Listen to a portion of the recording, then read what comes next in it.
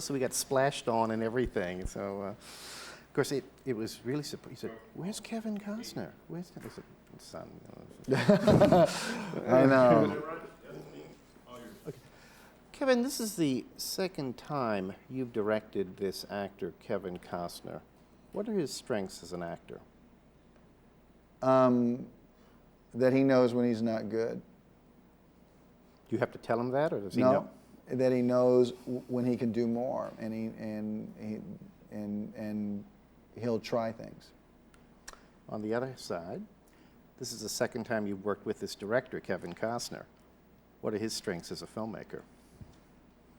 That he believes in a script, and he's willing for a window of opportunity to open up should it present itself on the set for something that no one anticipated. What was there about this script that made the light bulb go off over your heads? I've got to tell this story. Yeah. Well, it was a journey, and it surprised me.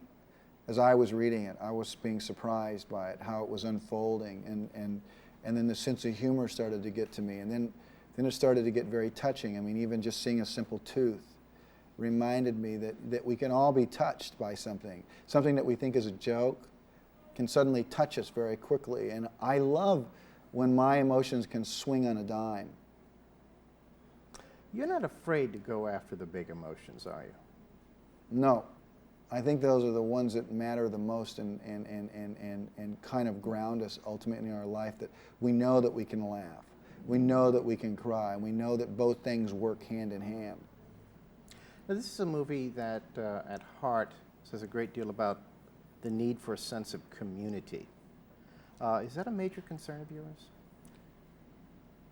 It's a concern of mine only in that I have a survival instinct for myself, but I know my children and people I love are dependent on how community treats us, and our sense of morality and our sense of right and wrong and our sense of standing up for somebody. I hope that those people are around the people that I love when they need that. This is also a movie about a man who is caught up with a myth he's created, and the myth sort of overwhelms him. Yes, it does. Do you ever worry about that? Do you ever worry about Kevin Costner, the individual, being overwhelmed by what, Kevin Costner, the superstar? I'm not worried about it. I have to live it.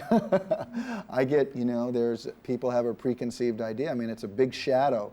When people see you 35 feet tall for the majority of their life, they think you're that. I don't know what it is, but I have to make sure that I dispel the myth for myself personally.